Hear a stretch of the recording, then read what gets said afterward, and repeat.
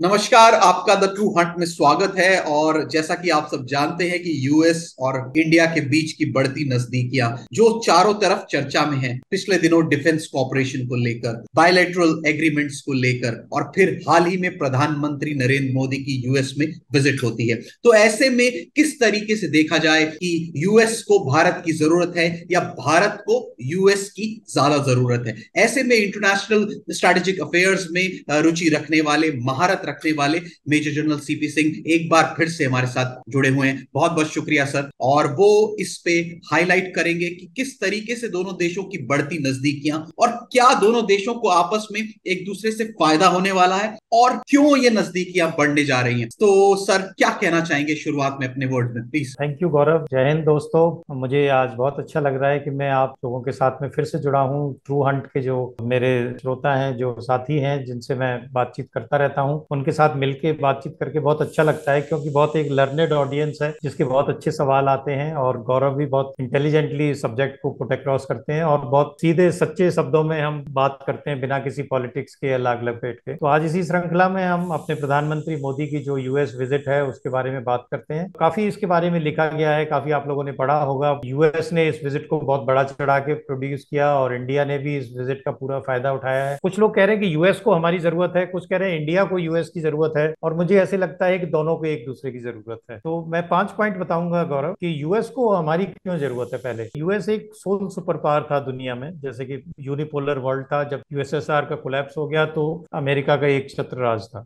लेकिन अब धीरे धीरे चाइना जो है बढ़ रहा है और उससे कैचअप कर रहा है, और चाइना फाइनेंशियली और मिलिट्रीली यूएस को एक प्रतिद्वंदी के रूप में सामने खड़ा हो रहा है। तो ऐसे में जो वर्ल्ड जो है वो मल्टीपोलर होते जा रहा है। तो दुनिया में जो और भी बहुत सारे देश हैं, यही नहीं है कि दो ही खेमे हैं कोल्ड वार के पीरियड की तरह पे, या रूस और चाइना ही नहीं है, और भी बहुत सारे लोग हैं। और इंडिया उन मल्टीपोलर वर्ल्ड में एक मेजर सुपर पावर है, एक रीजनल सुपर पावर है जो उभर के आ रहा है। तो अमेरिका को उसके साथ की बहुत जरूरत है। जी दूसरा पॉइंट, 21वीं सदी में जियो पॉलिटिक्स का फोकस एशिया और इंडो पैसिफिक रीजन रहने वाला है, ये बहुत ही क्लियर है। और इस रीजन में अगर कोई मेजर रोल अदा कर सकता है तो वो भारत है, क्योंकि जितने सी लाइंस ऑफ कम्युनिकेशन है 95% वो इधर होके ही निकलते हैं। इंडियन ओशन पे इंडिया की पूरी पकड़ है, और इंडिया ही एक ऐसा कंट्री है जिसके चाइना से लैंड बॉर्डर्स हैं। तीसरे चाइना का कारण मैंने बताया आपको। चौथा, अमेरिका सबसे बड़ा आर्म्स और वार इक्विपमेंट का डीलर है, तो they are also looking for market, and India is the largest importer of arms. तो इंडिया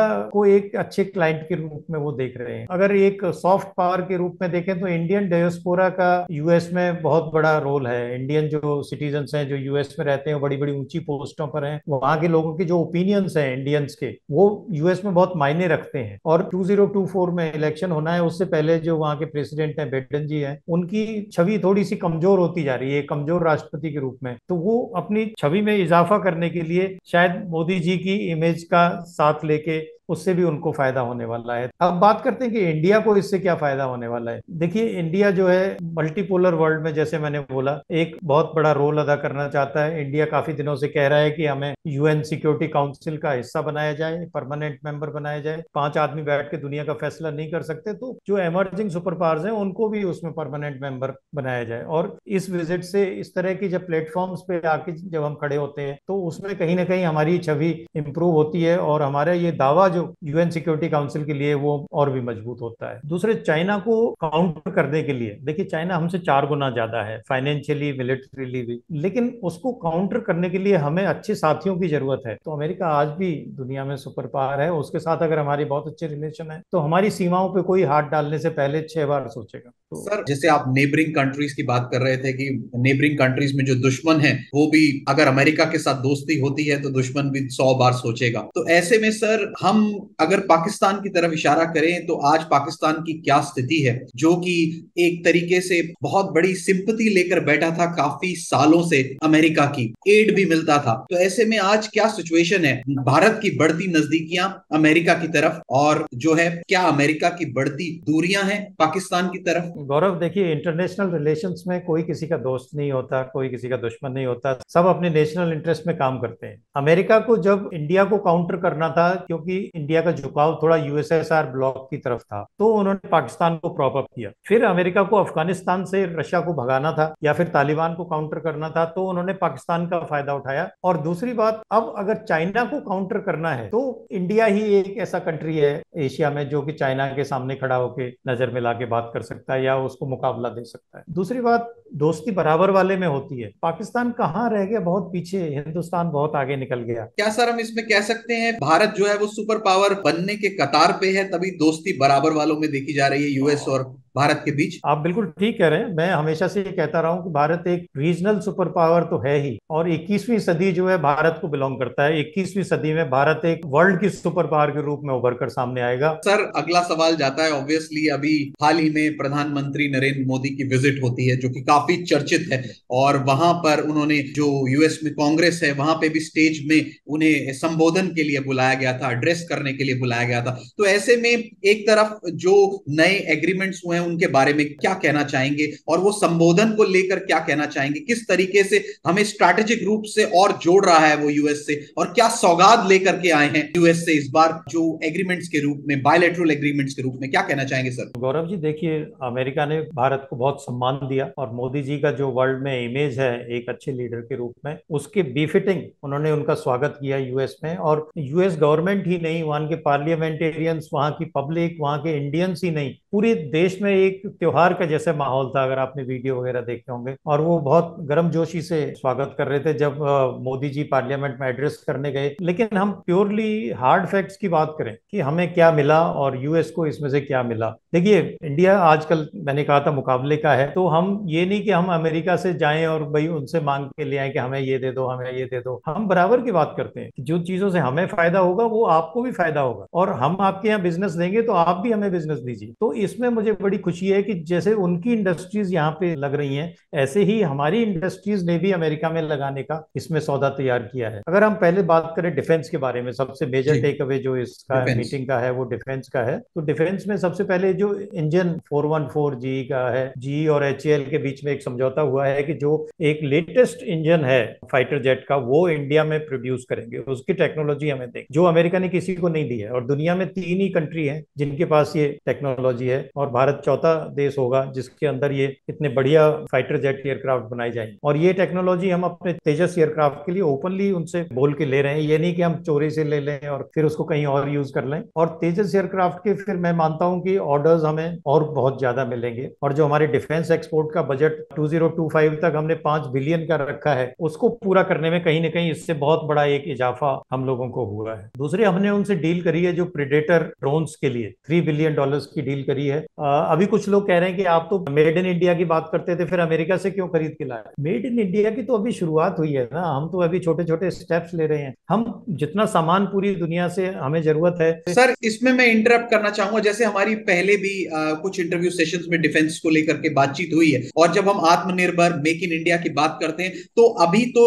जैसा कहा जाता है शुरुआत है, अभी इसमें समय लगेगा चीजों को पूरी तरीके से एक मैन्युफैक्चरिंग यूनिट कंप्लीटली इंडिया में लगाते हुए। छोटे छोटे पार्ट्स अभी भी हमें बाहर से मंगवाने पड़ेंगे। एम आई राइट? जी, आप सही कह रहे हैं कि ये जो हमारे इंडिया में एक तपस नाम से ड्रोन तैयार किया जा रहा है जो कि इसी लाइंस पर है, लेकिन आप गौरव जी उसको बनने में समय लगेगा, 5-10 साल लगेंगे टेक्नोलॉजी बनाने में। तो हम इतने दिनों के लिए अपने डिफेंस में वो वॉइड नहीं रखना चाहते। हमारी जो डिफेंस प्रिपेयर्डनेस है, जो दोनों तरफ आपको पता है हमारे न्यूक्लियर नेबर्स हैं और उनसे हमारे रिश्ते अच्छे नहीं हैं, तो हमें अपनी डिफेंस प्रिपेयर्डनेस में कोई कोताही नहीं बरतनी। तो इसलिए हमें ये प्रेडेटर ड्रोन्स की जरूरत थी। और जब तक हम अपना सामान तैयार करेंगे, जैसे अभी हम तेजस तैयार कर रहे हैं, उसके लिए जहां इंजन ले लिया, लेकिन अभी ड्रोन तैयार करने में और थोड़ा वक्त लगेगा, उसके लिए हम कंप्लीट प्रेडेटर ड्रोन्स ले रहे हैं। और मैं समझता हूं कि उसको रिप्लेस करने के लिए तब तक हमारे इंडिजिनस प्रोडक्शन तैयार हो जाएंगे। सर जैसे कि पिछले दिनों भी आईएनएस विक्रांत प्रचंड जो है वो इंडिजिनियसली बिल्ड जो है वो कहलाते हैं भारत में, तो वो भी एक तरीके की दिशा दे रहा है, जो मैं आपसे समझना चाहूंगा मेक इन इंडिया मुहिम ट्रेनिंग के लिए, एम आई राइट सर? जी बिल्कुल, आईएनएस विक्रांत हमारा एक फ्लैगशिप प्रोजेक्ट है। देखिए, हमने इतना बड़ा एयरक्राफ्ट कैरियर अपने देश में इंडिजिनियसली तैयार किया है। इवन प्रचंड जो हेलीकॉप्टर्स है, इवन तेजस एयरक्राफ्ट है, ये हमारे फ्लैगशिप प्रोजेक्ट्स हैं और उसको और हम बेहतर बनाना चाहते हैं। ये इंजन आने से वो वर्ल्ड क्लास के 5th जनरेशन फाइटर्स के मुकाबले का एयरक्राफ्ट हो जाएगा। यूएस के जो शिप्स यहाँ से पास होंगे, उनकी रिपेयर, रिफिटमेंट और सर्विसिंग भी इंडिया ने अपने पास ली है। उससे हमारे जो नेवल डॉकयार्ड्स हैं जी, उनको काफी काम मिलेगा, पैसा मिलेगा और एम्प्लॉयमेंट मिलेगा। एक बहुत बड़ी उपलब्धि है भारत के लिए, और खास करके जी जी। रेवेन्यू की दृष्टि से हाँ, देखा जाए तो एक बहुत बड़ी उपलब्धि है। सर, अगला ध्यान आपका ले जाना चाहूंगा US semiconductor semiconductor. Facilities and training in India. जी सर, जी। उसके बारे में क्या है वो थोड़ा सा संक्षिप्त में प्लीज। देखिए, हमारी सेमीकंडक्टर्स जो है वो सब जगह पे यूज होते हैं। आपने देखा होगा कि कारों की डिलीवरी अभी कुछ लेट हो गई थी बिकॉज चाइना से सप्लाई लाइंस सेमीकंडक्टर्स की कम हो गई थी। राइट। तो उस टाइम पे हमारी गवर्नमेंट ने ये फैसला लिया कि सेमीकंडक्टर्स हम अपने देश में बनाएंगे, और देश में बनाएंगे ही नहीं, पूरी दुनिया के लिए हम एक्सपोर्ट भी करेंगे। चाइना को काउंट के जो सप्लाई लाइंस को हम काउंटर करने के लिए, उसके डिसरप्शंस को रोकने के लिए हम अपने देश में ही सेमीकंडक्टर बनाना चाहते हैं। उसके साथ हमारी बातचीत चल रही है ताइवान के साथ, जो ताइवान जो है राइट। काफी बड़ा लीडर है सेमीकंडक्टर्स में। और दूसरे यूएस की जो माइक्रोन कंपनी है, उसने अभी हमारे साथ समझौता किया है कि गुजरात में वो एक प्लांट डालेंगे जिसमें कि ये सेमीकंडक्टर्स बनाए जाएंगे, और वो हमारे 60,000 लोगों को ट्रेन करेंगे ये सेमीकंडक्टर्स बनाने में और उसको इस्तेमाल करने में। ये एक बहुत बड़ी उपलब्धि है, क्योंकि आगे वो टेक्नोलॉजी और वो मैन्युफैक्चरिंग हब उसके बनाने वाले हमारे देश में ही तैयार होंगे। सर, अगला सवाल आ जाता है जो कि ऑब्वियसली एक देश में सिटीजन बहुत महत्वपूर्ण भूमिका जो है वो प्ले करता है, और भारत में जहां पे भारत के सिटीजन भारत के लिए बहुत इंपॉर्टेंट है, वैसे ही यूएस के जो सिटीजन हैं वो यूएस के लिए बहुत इंपॉर्टेंट है। ऐसे में सही। पीपल टू पीपल टाइज को लेकर किस दिशा में देखा जा रहा है सर, और नजदीकियां बढ़नी जा रही हैं? गौरव जी, जो हमारे टाइज हैं, पीपल टू पीपल कॉन्ट्रैक्ट है, उसमें बहुत इजाफा हुआ है। और आज हम अमेरिकन लोग जो हैं वो हमको आउटसाइडर की तरह नहीं देखते हैं, वो आज हमको भी अपने देश का एक हिस्सा मानते हैं। तभी आपने देखा होगा कि यूएस गवर्नमेंट में, यूएस के जो की अपॉइंटमेंट्स में और यूएस के जो सीईओज हैं, टॉप नॉच ब्यूरोक्रेट्स हैं, वो इंडियन ओरिजिन के लोग वहां पे बैठे हुए हैं। सर, मेरा अब आखिरी सवाल है जो कि मेजर सवाल माना जा रहा है, हेल्थ सेक्टर, जिसमें भारत भी एक तरीके से बहुत बड़ी बड़ी तब्दीलियां ला रहा है। और दूसरी चीज एनर्जी, ट्रांसफॉर्मेशन ऑफ एनर्जी की बात चल रही है, ग्रीन एनर्जी की तरफ ट्रांसफॉर्मेशन की बात चल रही है। और एनर्जी तो डिफेंस के क्षेत्र में भी यूज होती है, हर क्षेत्र में यूज होती है। तो ऐसे में किस तरीके से देख रहे हैं इस नए एग्रीमेंट्स को? भारत का झुकाव अमेरिका की तरफ ज्यादा लग रहा है, या अमेरिका की डिपेंडेंसी भारत की तरफ ग्रीन एनर्जी को लेकर ज्यादा लग रही है? क्या कहना चाहेंगे सर? हाँ, बिल्कुल सही कह रहे हैं। भारत जो है वो सोलर पावर में और ग्रीन एनर्जी में एक वर्ल्ड लीडर के रूप में उभर के सामने आ रहा है। और इस यहाँ पे जो इस बार समझौता हुआ है उसमें हमारे जो सोलर मैन्युफैक्चरिंग प्लांट एक कोलोराडो में यूएस में डाला जा रहा है, जो इंडिया की वीएसके कंपनी है वो वहाँ पे ये सोलर मैन्युफैक्चरिंग प्लांट डालेगी। साथ ही साथ एक स्टील प्लांट भी बनाया जा रहा है जो जेएसडब्ल्यू हमारी कंपनी है। और आपको जानकर खुशी होगी, मतलब मुझे प्राइड होती है कि हम 10,000 इलेक्ट्रिक बसेस यूएस को एक्सपोर्ट कर रहे हैं। और आपको पता है, मोदी जी जो है वो भी बहुत अच्छे बिजनेसमैन है, बहुत हार्ड बिजनेसमैन है। वो जितनी डील यूएस उनसे चाहता था उससे ज्यादा सौदा उनसे वापस घर लेके आए। तो जब उनकी सेमीकंडक्टर यहाँ पे बनेंगे तो हमारे भी सोलर प्लांट्स अमेरिका में एस्टेब्लिश होंगे। बहुत बहुत शुक्रिया सर। तो ये थे मेजर जनरल सीपी सिंह, जिन्होंने जो है हाईलाइट किया कि कैसे जो यूएस को आज भारत की जरूरत है और कैसे भारत को यूएस की जरूरत है, वो भी बराबरी के स्तर पर। बहुत बहुत शुक्रिया सर। जय हिंद।